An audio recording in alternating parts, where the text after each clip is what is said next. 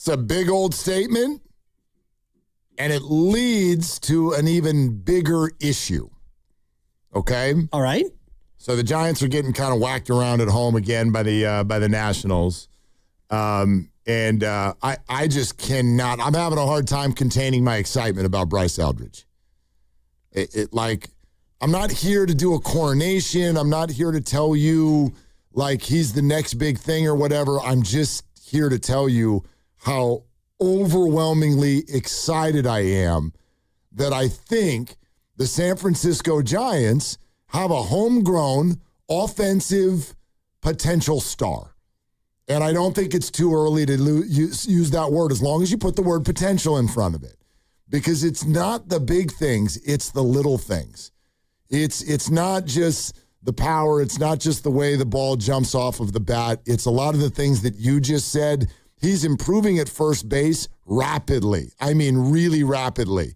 His command of the strike zone, he's taking walks way better than any other Giant, and he has the biggest strike zone. So his barrel rate is through the roof. I have no hesitation in saying this. He missed the first bit of the season, but guess what? This dude's in the Rookie of the Year race. You better believe that. He is in this race because he now has an absolute everyday spot in this lineup, and he has the ability to win that award. 21. Yeah, and it's only early June, so we could say, oh, it's not that early anymore for the Giants and their hopes, but as far as Rookie of the Year and a guy who is just now coming up and getting regular playing time and showing this plate discipline, this occasional power, which I think will get more frequent, and also the ability to hit it to all fields, he absolutely has a chance to get into the mix for that award. So check this out. I think it's very, very, these are big words now. We love Dave Fleming. He came on with the Joes earlier this morning, as he does every single week. And let's spotlight first what he had to say about Bryce Eldridge. This is what he talked about first. They have something very special on their hands. This kid hasn't even begun to tap into all the ability level. Right now, what he's focused on, to my eyes, is the quality of the at-bat, swinging at the right pitches. It's amazing the improvements he's made in that regard. This was a guy who everybody flagged in the minor leagues of, the swing and miss is going to get him. He's chasing too much down. You'd look at those cut-up videos of AAA, and the pitchers were junk balling him down, and he was chasing a lot of that stuff. And it's man, what's going to happen when he gets to the big leagues? Well, here's what's happened. He doesn't swing at those pitches. He makes them come in the strike zone. He's giving the Giants the best at-bats on the team. He's been unbelievably disciplined in the strike zone. His strikeout rate has plummeted to one of the lowest on the team right now. The power is, obviously we've seen glimpses of it, but the power is going to come way more as he gets even more comfortable with this idea of controlling the strike zone as a hitter. Okay, so that's kind of what you and I were already detailing a little bit, right? And so that's what everybody is so excited about and so impressed with. But then peep this. Allow your mind to wander a little bit. And I know it's still very early, and like I said, we're not doing a coronation.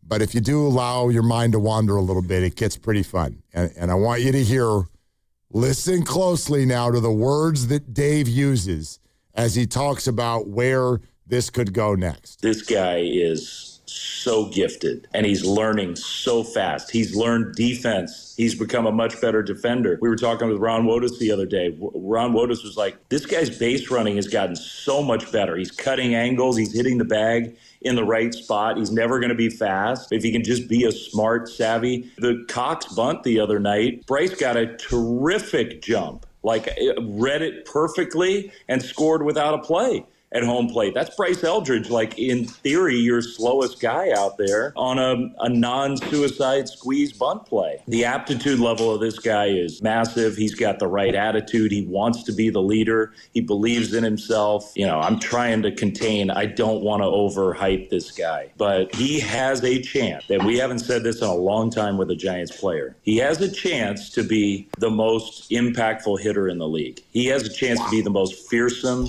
hitter in the league. How's that statement grab you? That's pretty big. I mean, you talk about the left-handed Aaron Judge is basically what he's saying, because Aaron Judge, you would say, is the most impactful hitter in the league. At least he has been year in and year out, a guy who not only hits you 60 home runs, but he might threaten to lead the league in hitting as well. I mean, unless Shohei is already the left-handed hitting Aaron Judge. Perhaps.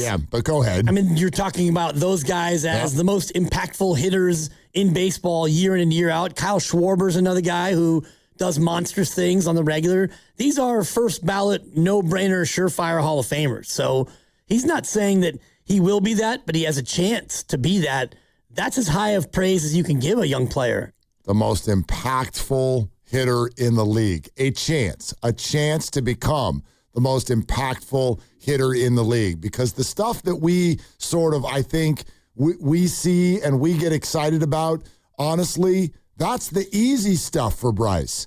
When he hit ball go far. Yeah. That's not a problem. There's a lot of guys that can do that. In other words, there's players like, if you're old enough to remember Dave Kingman, like there's guys who can hit the ball really far, but that doesn't make them good hitters. So they can hit a homer, but then they hit 215 and they strike out constantly. There were moments where Cecil Fielder was a little bit like that. But what Dave is saying here, that in a month in the big leagues, he gets around big league coaches and you can see the improvement so quickly. So quickly. He is soaking things up like a sponge, and they're already on him about strikeout rate and plate discipline. And if he picks things up this quickly and instead only chooses strikes to swing at, and then starts to grow further into his swing and his strength and his body, that whole ball go far thing when he hit it, that's easy for him. I mean, he's 6'7", and he's a great athlete. He doesn't even need to get all of it. Last night, he didn't get all of it. No. Not even close to all of it. Straightaway center. Straightaway center, and it was 15 feet over the fence. Just an easy, long, languid swing. Just like you're saying, you don't even have to really swing hard or get a big pull on it. He's so tall and so athletic that just go ahead and meet the ball. And watching the way he goes to left field right now, that, to me, is maybe the biggest bright spot of his early career, because he's not afraid to keep the hands back. And if the ball's away, he'll go ahead and just go with it and drive it with power and feel confident that he can lift it if he needs to. Let me add, I don't know if anybody cares about this. I think you should. Some fans don't. Just have done plenty of talking and digging around the ballpark. And let me tell you what the first impression has been. And I don't even just mean as a teammate. I mean, like, as an organizational face, like the way he treats everyone around him, the way he handles coaching, the way he sort of goes about his business. Absolute first-rate, first-class human being. Like the kind of guy that can handle what Dave is talking about, because that's all the stuff that you don't necessarily know. You don't know how people are going to handle success. Do we need to do another segment about Brandon Ayuk? No, we don't. You don't know how people are going to handle success. You don't know. But right now, the early returns on what they're seeing from Bryce Eldridge, by the way, the top prospect in the organization, who was brought up and initially told, you just sit there for some, you don't need to play, handles everything in the classiest, most just first-rate way that you could.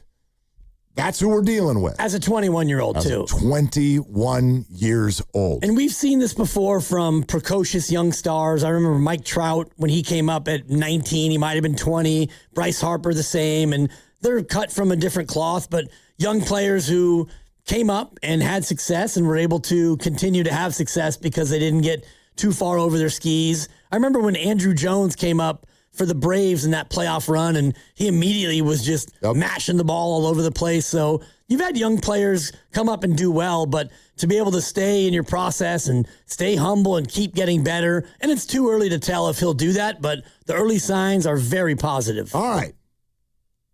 So, what do you do with Rafael Devers? What do you do with Rafael Devers? Mm-hmm. What's the matter with Raffy? He's at first. Thank you. I think, you keep Rafael Devers and you try to continue to toggle between the two. You play first and you DH, and then you DH, and then you play first. You can't put him at third because you've got a Gold Glover over there, and I guess Raffy wasn't a Gold Glove third baseman, despite my sources. My sources tell me he was, but very much was not. Yeah. So what do you do with Raffy in the short term? You keep them both. You play them both. In the long term, well, then maybe you think about making a move if Bryce continues to be this good, a 900 OPS guy, and he continues to get better at first. Well, then you may have another question. You may have more of an issue on your hands. You answered the question in a fair way, but in a very much in the present moment sort of a way. Right. This is, look, again, it's too early to just assume that Bryce Eldridge is going to do this for the rest of his life. It has been a month of baseball, and the league will get a book on him and blah, blah, blah. Like, all of the things still need to happen. But I am not going to dismiss or diminish this. I don't think this is one of those things that comes from the files of a good problem to have. I do not. And Dan O'Dowd told you and me a couple of weeks ago, former GM of the Rockies, and this was before Bryce Eldridge started blowing up, he said, I don't see how you can keep them both on the roster. And if it were up to him, if he were GM of the Giants right now, he'd be looking for a way to get out from underneath the Rafael Devers contract. And every day that I've watched Bryce, the more I believe Dan is spot on. And I say that very in a hesitant way because I want to be clear here. I'm not coming down Rafael Devers' road. I'm really not. Has he been a little bit of a disappointment since becoming a Giant? That's how I would describe it. I think some people are a little over the top with their assessment of Raffy Devers. We got texts all over the place right now. He's booty cheeks. He's a fat slob. He sucks. Devers has been disappointing. Not like screaming, yelling, disappointing. He's not been the elite player that you thought he'd be. There were flashes of it. He's not been a bad player by any stretch of the imagination. He's not been what you signed up for. His WAR right now is 0.0. Exactly. So he is a replacement level player, and you're paying him to be a superstar. No doubt. But at the same time, we are still, you're still in the first half of the season, and those numbers are largely built off of what was just an awful April. Yep. And then he had an elite May, and then June is kind of off to a wonky start. Okay, we get it. And actually, Dave was really good on this. We'll play some of the Devers stuff in a minute. But I just think this is now hitting a fast track where Buster needs to do this in an opportunistic way. You don't need to firmly decide, I need to trade him. And you don't need to firmly decide, I'm going to keep him. But if I'm Buster Posey and this is his job, it is to be canvassing the league at all times and totally be ready. And I mean that next season or tomorrow. Totally and completely ready to deal Raffy Devers if someone is willing to either give you great prospects or take on most of the money. It's a complicated deal. Buster only told us last week you're stuck with him. But I don't know about that. But if I'm Buster, I'm making those calls now to find out what the options are because I don't think they can be on the same team long term. I agree with you there, and I feel like it might be a little bit premature to do it now, not just because Bryce has more to show that he can be the real deal. What we've seen so far with an OPS of just about 900, it looks like he is going to be everything as advertised. I don't see a long, prolonged slump, and certainly I don't see a slump that would cause him to go back to AAA. Feels like he's here, and he's here to stay, and if that's the reality, and you've got Raffy Devers for 6 more years after this, I believe. I think it might be 7. Might be 7, yeah. Not 5, not 6. All roads lead to LeBron apparently this summer, but whatever the number of years is, I agree with you. You can't have them both on the roster long term, and maybe it's not this year at the deadline, but it might be this year at the deadline. We still have almost 2 full months until the deadline, and if you have a team out there that is maybe one bat away from capitalizing on their window, it could happen sooner rather than later. We're 5 days away from when they got him last year. Right. He does have 7 more years on his deal. But here's what I'm willing to say. 7 years. I don't know if Bryce Eldridge is going to be a superstar. I agree with Dave. He's got an opportunity to be. But I don't know if it's going to play out that way. But here's what I am willing to say. He's your first baseman. That's your first baseman. Rafael Devers has 7 years to go. Bryce Eldridge has 2 years to go before he even starts arbitration. Right. Before he even starts arbitration. So this guy is yours on the relatively affordable scale for a long, long time. Like, they could buy these arb years out and do something that like teams do that all the time. You've seen the Braves do this, where they'll jump a guy and they're like, okay. Acuna. Yeah, well, they did this with Ozzy Albies even. Like, you can get guys on, they get money. They get good money. But if you did Bryce Eldridge right now, if you went to his agent and said, hey, we'll buy out the arb years, let's do 10 years and $180 million. It's $18 million a year. And I'm not even saying they should do this. My point is Bryce and the agent would almost be crazy to not do that. And I know people go, there's no way he'd take that. Trust me. You're taking injury out of play. You're taking all that stuff out of play. And you're telling somebody, hey, do you want to be a really wealthy human being for the rest of your life no matter what? And guys usually sign that deal.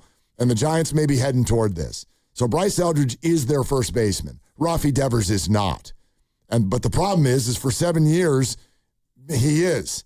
So I just think if you're Buster, you got to start the exploration process now. It might take a year and it might take 2, and that's okay.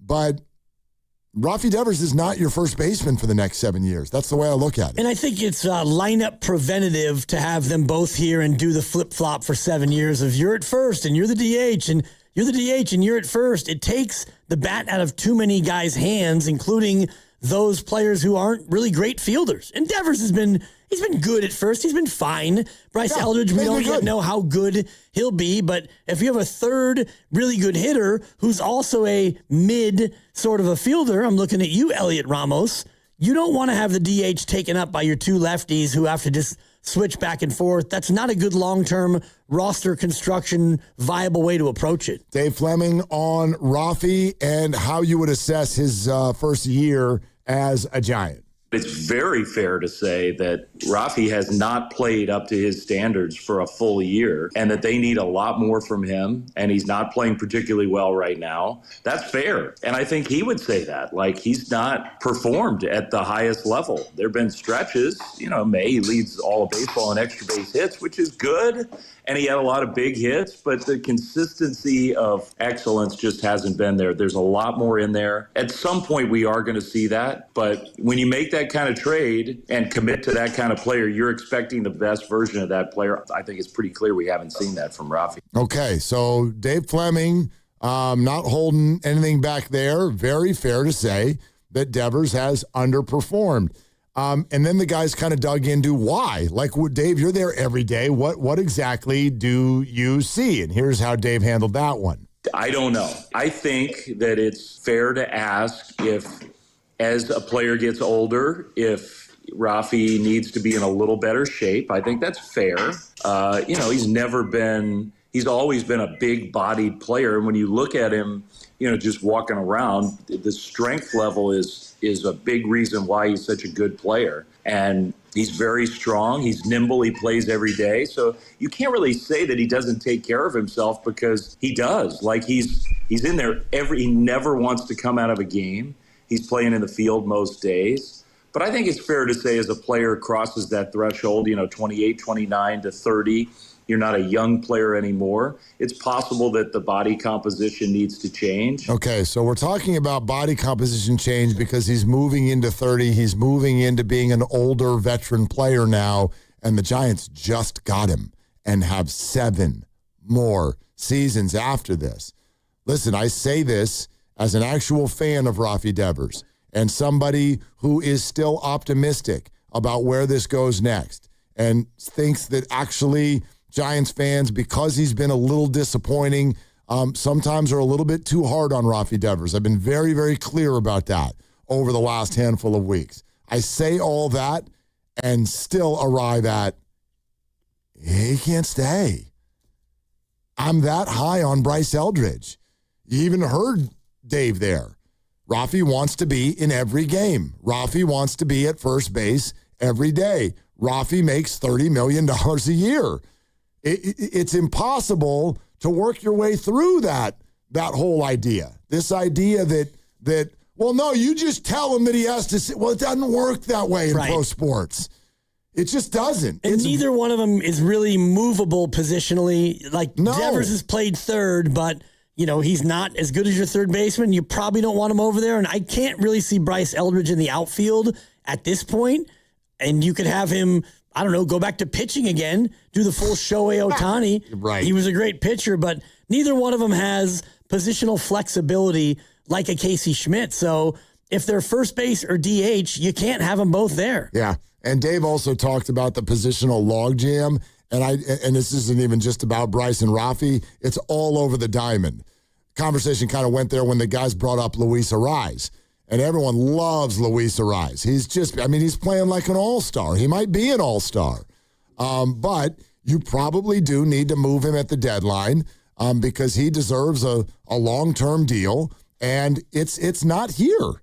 And you can't, I guess my point is there's a shelf life on this. We'll put Casey in left, and then Bryce will DH 3 days, and Raffy will DH a day, and then when Ramos comes back, we'll figure that out, and then maybe Jung-Hoo goes back to center, even though we already told the whole world we don't like him. You can't do this forever. You're going to have to create a runway for these young players. And so it's a bummer. A year ago, I was super excited about this trade, but I don't think Raffy can stay here long term. It doesn't make any sense.